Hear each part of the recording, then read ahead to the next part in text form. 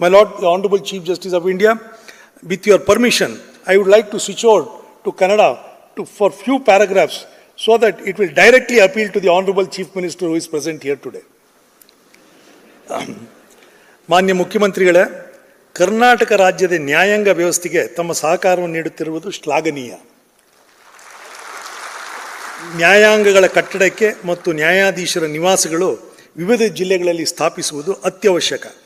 ಈ ವಿಷಯಕ್ಕೆ ಸಂಬಂಧಿಸಿದಂತೆ ಪ್ರಸ್ತಾವನೆಯನ್ನು ಕಳುಹಿಸಿದಾಗ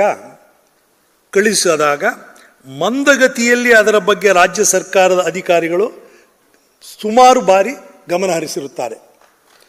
ನಾವು ಈಗಾಗಲೇ ಹೇಳಿರುವಂತೆ ವರ್ಷಂಪ್ರತಿ ವ್ಯಾಜ್ಯಗಳು ದಾಖಲಾಗುತ್ತಿರುವುದು ಹೆಚ್ಚಾಗುತ್ತಿದೆ.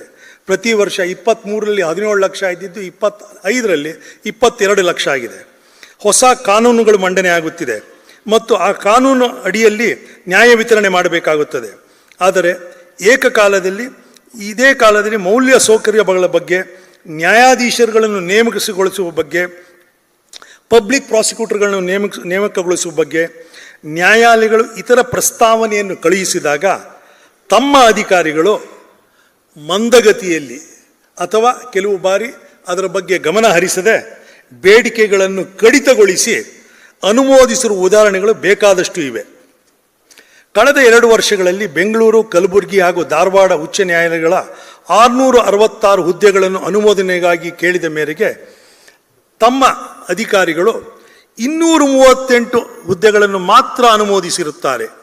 ಇದೇ ರೀತಿಯಾಗಿ ಜಿಲ್ಲಾ ನ್ಯಾಯಾಲಯಗಳಿಗೆ 680 ಹುದ್ದೆಗಳ ಅವಶ್ಯಕತೆ ಪ್ರಸ್ತಾವನೆಯನ್ನು ಮಂಡಿಸಿದಾಗ ಕೇವಲ 400 ಹುದ್ದೆಗಳನ್ನು ಅನುಮೋದಿಸಿರುತ್ತಾರೆ.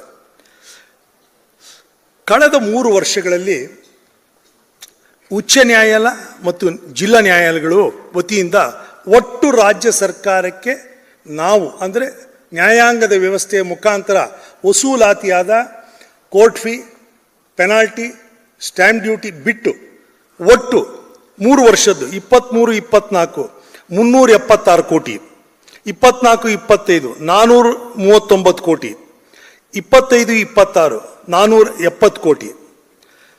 ಸಿಬ್ಬಂದಿ ವರ್ಗಕ್ಕೆ ಸಂಬಳ ಅಲ್ಲದೆ ಬೇರೆ ಖರ್ಚಿನ ವೆಚ್ಚ ಸರ್ಕಾರವು ಕೊಟ್ಟಿರುವುದು 1,03 lakh, 40 lakh, 137 lakh, 141 lakh.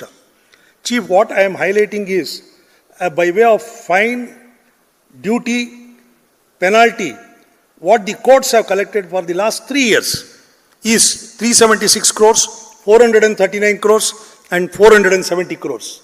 By way of other than the salary, non-expenditure, what has been given by the state government is 103 lakhs, 40 lakhs, 137 lakhs, 141 lakhs.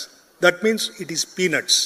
So what the proposal we send is, please give the money which we have collected at least to the extent of 75% or 80%. ಈ ಅಂಕಿಅಂಶಗಳನ್ನು ನಾವು ನ್ಯಾಯಾಲಯಗಳ ವತಿಯಿಂದ ವಸೂಲಿ ಮಾಡಿರುವ court fee ಮತ್ತು ಇತರೆ ಮೊತ್ತದಲ್ಲಿ ಹೋಲಿಸಿದಾಗ ಸರ್ಕಾರವು ನ್ಯಾಯಾಲಯದ ಅಭಿವೃದ್ಧಿಗೆ ಕೊಟ್ಟಿರುವ ಹಣವು ಅತ್ಯಂತ ಕಡಿಮೆ ಆಗಿರುತ್ತದೆ.